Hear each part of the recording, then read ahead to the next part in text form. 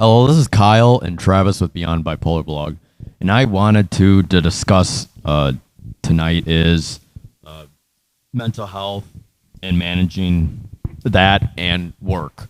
And I wanted to describe a brief history of my brother and I's work history, because when you struggle with a mental illness, how do you manage work? And I guess I wanted to start off with our first history is we first began landscapers. And I'll be honest, we both kind of struggled with the whole jobs. It's kind of weird because we would start off really, really good, and then I guess it would usually end up me throwing a fit and me quitting. Unfortunately, I think that happened most of the times, except for my last ones, which I was managed to stay pretty well at. But we first started off as landscapers, and we held that job for three months, and I guess after that I didn't get along with the lead. He was kind of an ass, sitting in the bod cap and trying to barking people around, and I kind of went crazy, and I screamed at. He said he wanted me to move, and I was like doing something, and apparently he wasn't. So I kind of had a rage fit, stripped off my shirt, and said, "Well, then why don't you fucking get out of the goddamn bobcat then yourself and do it yourself, you son of a bitch?" And I slammed the ground with the shovel, and I quit that job, and I ended up writing a letter, to them. I was pretty crazy. I wrote a letter to them and signed it, explaining that I wasn't the problem, and I showed them with me in a diaper. And that was that. The second one was irrigation. Irrigation was actually okay. We lasted about 2 seasons. One, we had issues, I guess, with the check, but I guess I just didn't want to work there anymore. So we worked there for 2 years, 2 seasons, and I guess it wasn't as dramatic, but I just said I was just going to quit because we weren't getting paid. So, and that was that. The third job was when I was in a relationship. My first relationship was Wells Fargo, and that was just another shot of crap. I only could last there for 2 months before I kind of went crazy, and I didn't really go crazy actually at the bid. I just didn't show up. I mean, I actually did talk to them saying I had mental health issues. And they asked me, what do I want to do? And I said, maybe I could cut my hours and not go on Wednesdays. And the work just piled up, and deep down, I just didn't want to work there. And that's my history. But I'm going to have my brother describe his work history too before we get to the recent ones. Hello, my name is Travis. I'm going to explain my work history. I believe I did a video related to my ability to work and what happened, but I never went in this much depth, so today I'm going to go in a little bit more depth. As Kyle stated, in 2005, we started as landscapers during the summer heat, and then 2 seasons later, we did irrigation. Now, it's noted this was before I was ever diagnosed with bipolar disorder, and it was actually the next year, 2008, in which I was diagnosed with bipolar because I thought I wanted to try something like Paxil, antidepressant that would help my mood. That was when you're in school too.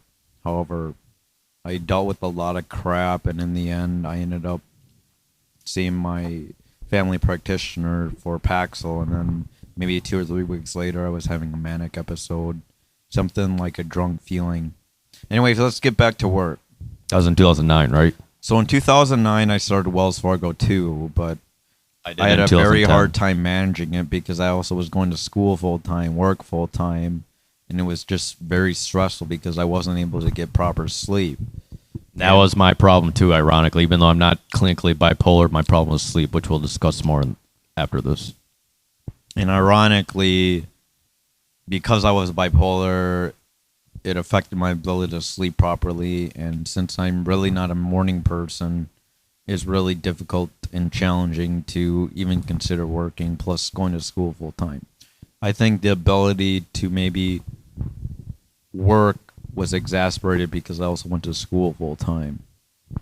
However, as times change in 2011, I actually worked for UPS as a loader, and I was the most fittest I ever been, but very unstable. You worked there 6 months, and I remember when I was dating my first ex, they kind of had an issue because I don't know. I think he could have been manic actually, because he would just kept on bouncing in the room. Maybe he was lonely at home. I don't know if he remembers those feelings, but that's when I guess we all argued because we were in this bedroom and my ex said he wanted my brother out of here because she was kind of, I don't know what he was doing, but just kind of, I don't know what he was doing, but yeah, he was pretty hyper, I guess. I remember that time. And that was really hard to adjust to because at the time I decided to not be on medications.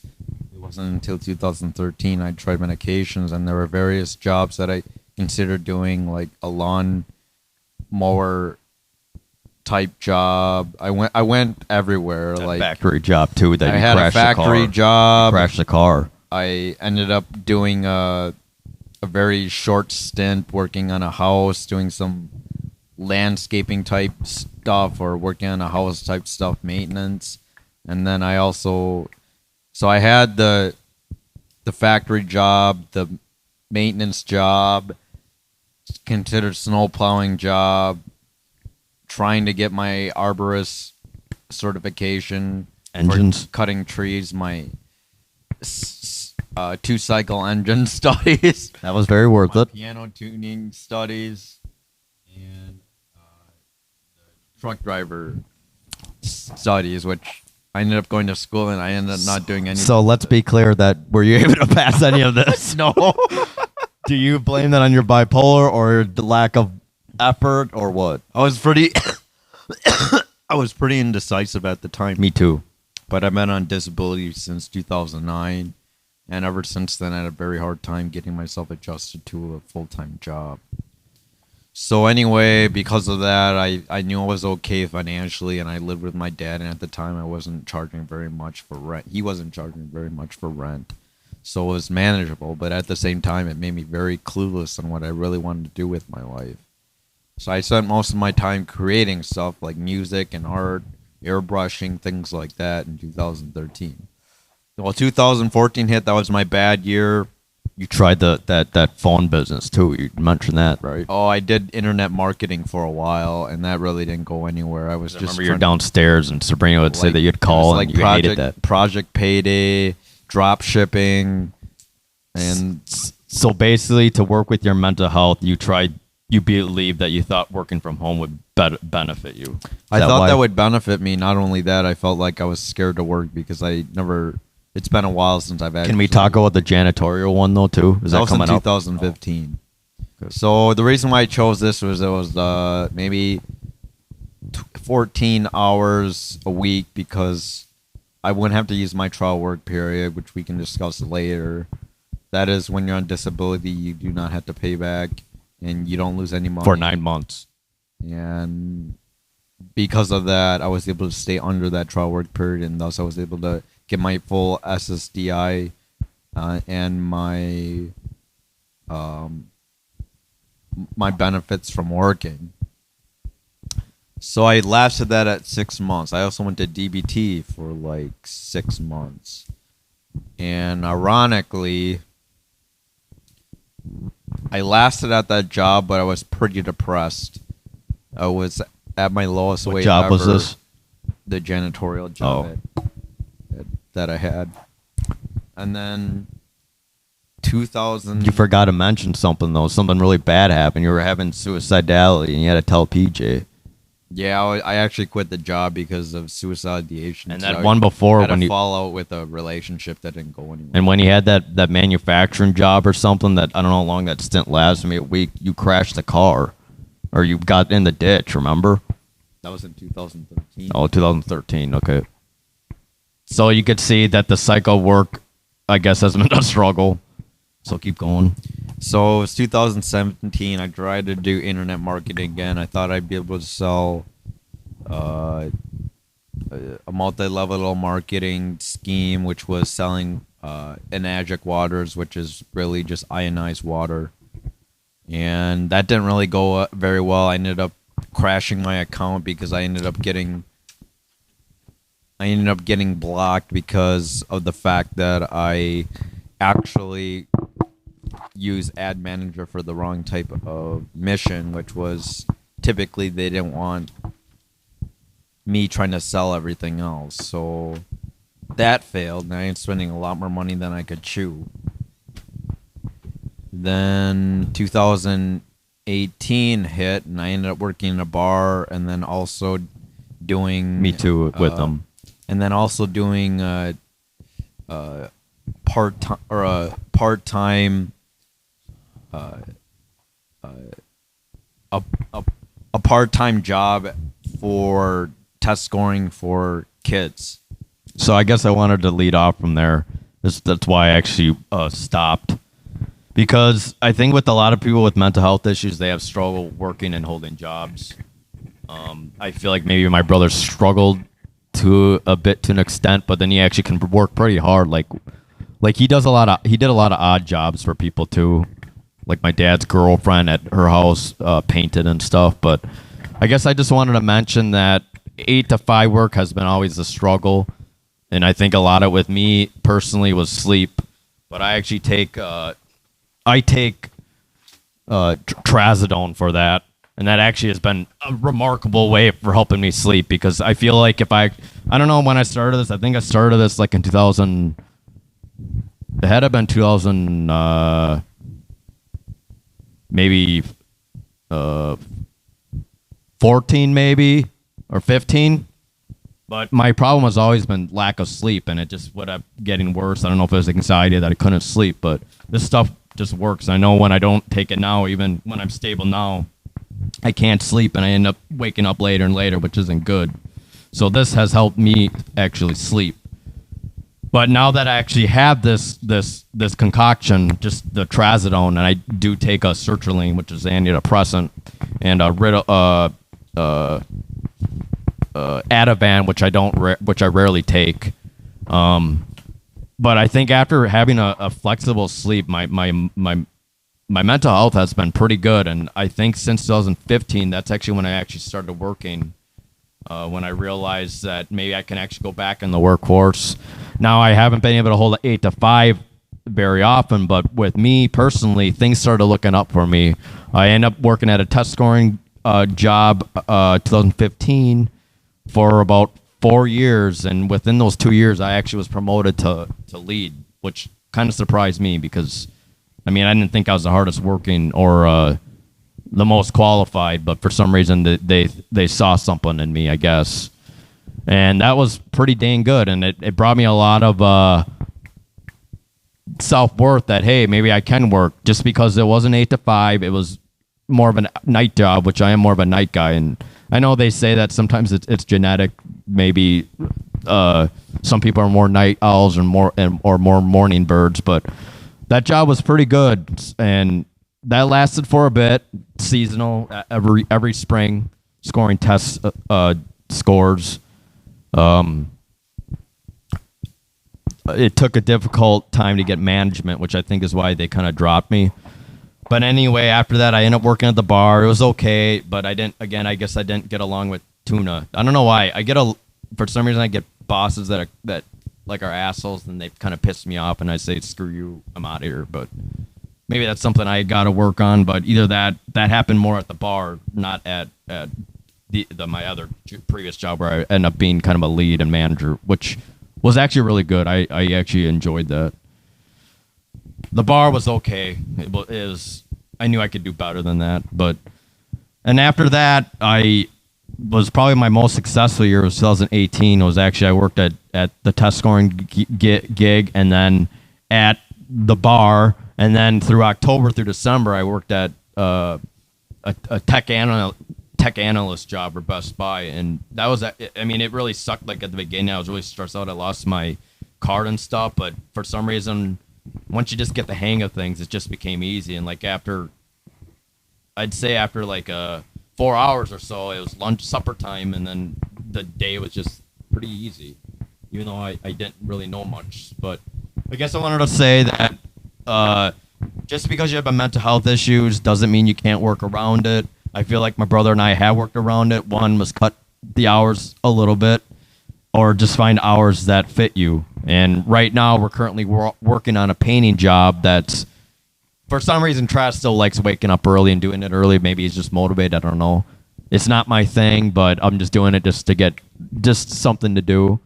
But I guess I left the house a little bit too, because currently we're studying for the A+ exam. I passed my first test, and I already had one before back in 2000, I think, 11, I think. But I want to renew mine, and with the corona and COVID, we can't take it yet, so we're kind of hanging there.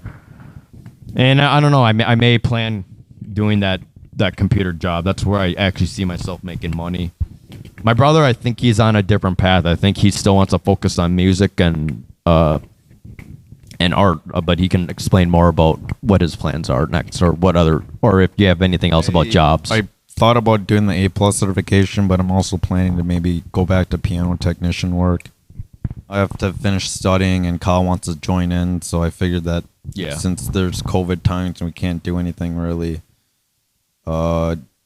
besides like essential work, and I'm not really interested in that right now because it might affect my dad and he could get really unhealthy pretty quick.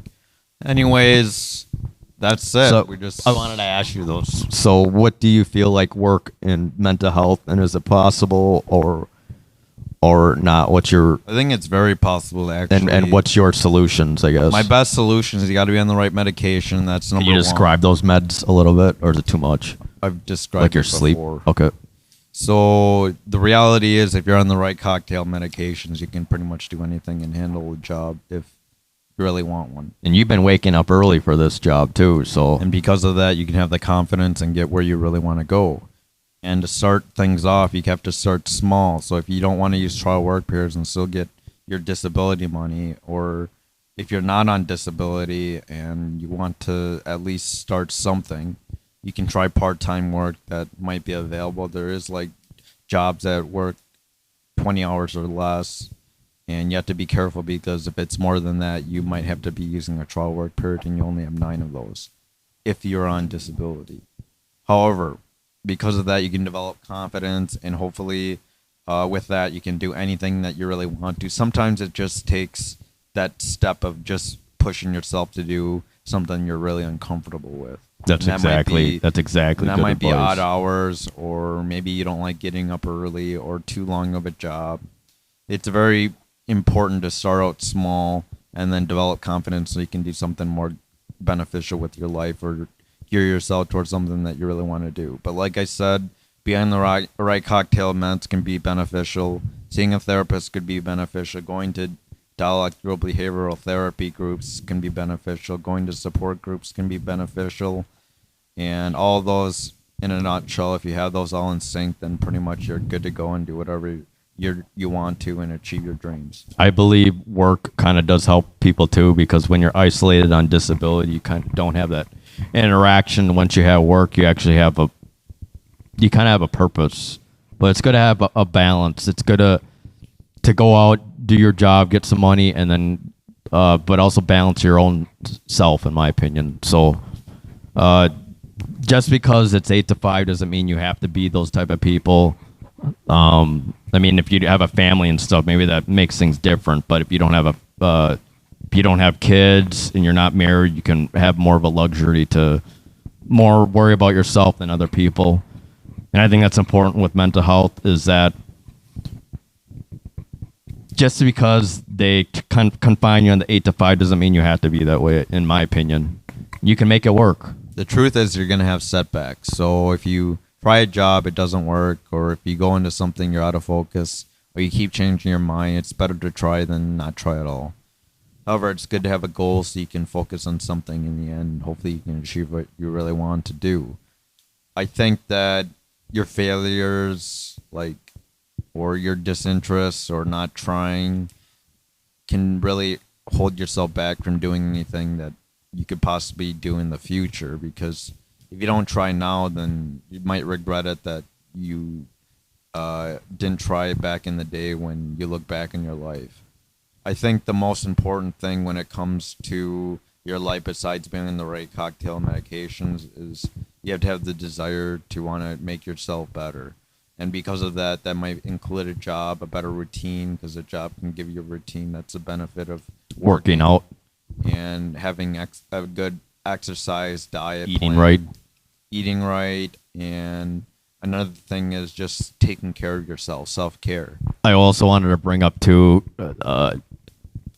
I think it's not all about work too, but you have a lot of hobbies that you actually do, or maybe that you want to make into work, music and art, which actually helps your mood too. I guess I could explain that. You work on that like a lot. It's not you're doing nothing. Yeah, sitting so like what you used to. Sometimes we spend 48 hours composing music, and then lately I've been actually spending 48 hours composing music, and then No, you haven't.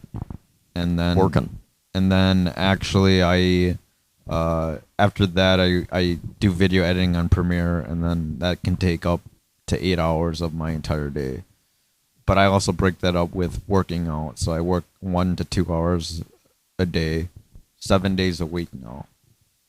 Do you think it's actually really good to have schedules though for your mental health, right? I think it's really good to have a routine. If you don't have one, you might stress yourself out. And to be honest with you, my routine's not that great, but I take my pacing routine into something that I call steps, and then hopefully I can get a lot of steps. I'm in the top 5% of like 1.4 million people, so that's pretty good. I have like over 400,000 steps. Or 470,000 steps, and it's 1 day left in 30 days, so that's pretty good. So for people that don't have hobbies like art and music, do you think a job is the only choice, or what's your idea or opinion?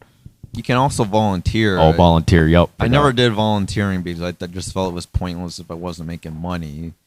But at the same time, I wanted to focus on something that I really wanted to do, and volunteering wasn't on my to-do list. However, it's beneficial for some people that just want to get out and have a circle of friends and support.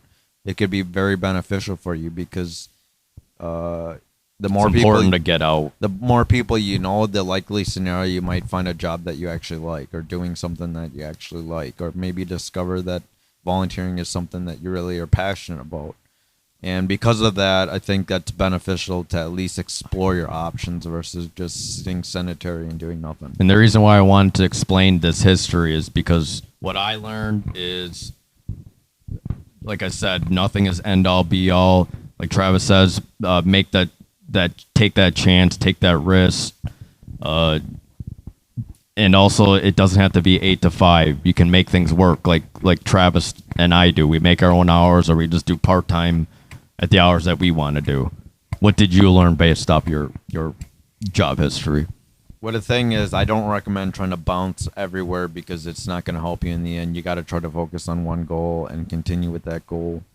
Like going in some different career options is not really beneficial for you because you are left undecided. But at the same time, since I was pretty sick when it came to my mental health, it affected my ability to think rationally.